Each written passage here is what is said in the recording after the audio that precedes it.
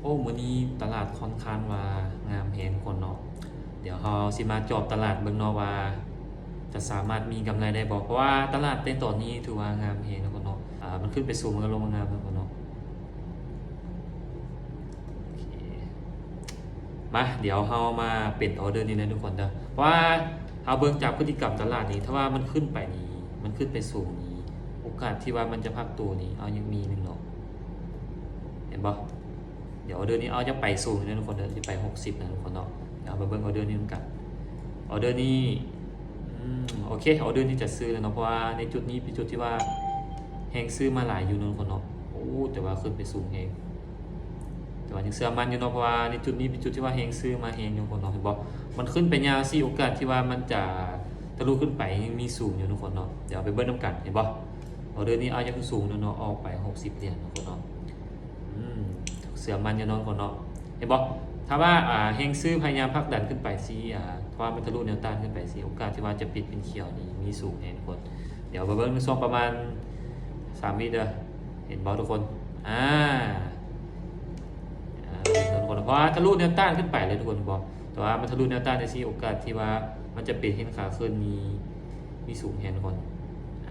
ถ้าว่าเขาวินเนาะวินออเดอร์นึงละมาเดี๋ยวเป็นออเดอร์2เนาะ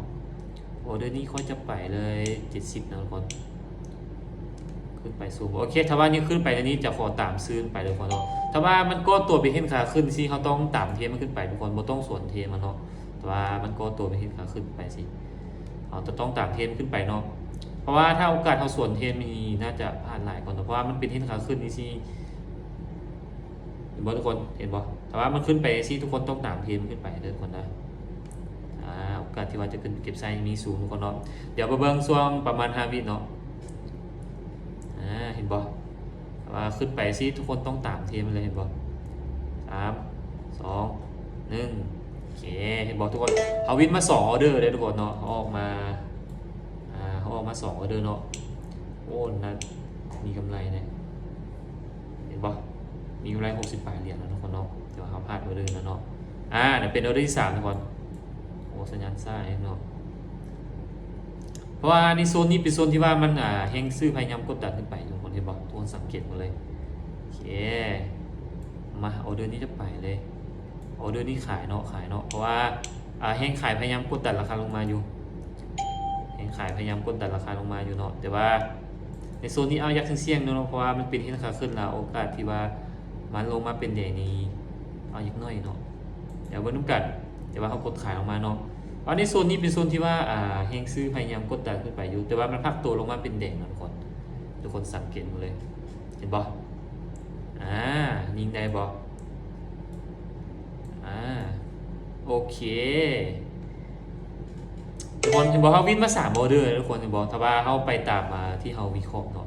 แต่ว่ามันขึ้นไปยาวๆซี่นี่โอกาสที่ว่ามันจะพักตัวนี้มีอยู่ทุกคนเนาะถ้าว่ามันลงถ้าว่ามันขึ้นไปสูงจริงเนาะเขาเบิ้งตามอดีตมันก็ได้เนาะแต่ว่ามันขึ้นไปสูงสิแต่ว่าโอกาสที่ว่ามันต่ำแนวต้านนี้โอกาสที่ว่ามันจะพักตัวลงมานี่มีสูงแห่งทั่วโอเคมาเดี๋ยวเปลี่ยนออเดอร์เนาะเอาออเดอร์ที่จะขายต่อเลยเด้อคนเด้อขายต่อเนาะเพราะว่าถ้าว่ามันลงมายาวสินี่โอกาสที่ว่าแห้งขายจากที่ลงมานี่มีสูงอยู่เนาะว่าทุกคนสังเกตมันอดีตมันจะบอกโอ้แต่ว่าลงมาเนาะอดีตมันเห็นบอกอดีตมันลงมายาวซิมันก็ขึ้นไปยาวได้ทุกคนปัจจุบันมันก็ลงมายาวแล้วมาเบิ่งน้ำกันว่าเขาจะวินซีออเดอร์ติดต่อกันได้บ่ทุกคนโดยการนำใส่แห่งซื้อแห่งขายทุกคนเนาะยังได้ออเดอร์ที่4เขาโอเคเห็นบ่ทุกคนเขาวินมา4 ออเดอร์เนาะเห็นบ่แต่ว่าเขานำใส่แห่งซื้อแห่งขายนี่มีสูงเนี่ยทุกคนวินมา4 ออเดอร์แล้วมาเบิ่งออเดอร์ที่5ทุกคนถ้าว่าเขาวินออเดอร์ที่5เนาะเขาจะได้เปิดของขวัญเนาะถ้าเขาวินออเดอร์ที่5เนาะออเดอร์นี้เขาจะไปอีก70 เหรียญทุกคนเนาะยังเป็นออเดอร์มั่นใจนึงถ้าว่าออเดอร์นี้เป็นเขียวนี่เขาจะซื้อขึ้นไปได้เอาออเดอร์เป็นเขียวจะได้เอาเดอร์ซื้อเลยทุกคนเนาะเพราะว่าในจุดนี้เป็นจุดที่ว่ามันต่ำแนวต้านอยู่ทุกคนมันต่ำนะครับทุกคนเนาะเห็นบ่มันต่ำแนวต้านในโซนนี้อยู่โอกาสที่ว่ามันจะพักตัวขึ้นไปเป็นเขียวยังมีอยู่เนาะทะลุลงมาแล้วจะไหนวินฮาวเดอร์ได้บ่ทะลุลงมาแล้ว หนึ่งเสื้อมั่นอยู่เนาะว่าเฮงซื้อจะพยายามผลักดันขึ้นไปอยู่นะจะได้เปิดของขวัญได้บ่เดี๋ยวเบิ่งนำกันหาวิจังไดดีขึ้นได้บ่ทุบขึ้นได้บ่โอ้โบได้ทุกคนโบวินซัมห้าออเดอร์ติดต่อกันเนาะอืมโบวินซัมห้าคนเนาะถือว่าบุเป็นอย่างทุกคนเนาะเฮาวินมา4แล้วก็พลาด1เนาะทุกคนเนาะก็ถือว่ายังมีกำไรอยู่ทุกคนเนาะเดี๋ยวเขามีกำไรแล้วเขาก็หยุดทุกคนเนาะเพราะว่าเขาตั้งเป้าให้ตัวเองว่าเขาจะเอากำไรมือเท่าใดเนาะก็ให้ทุกคนตั้งเป้าเอาเองเนาะว่าทุกคนจะเก็บกำไรมือเท่าใดเนาะพอเข้ามาในวงการเทรดนี้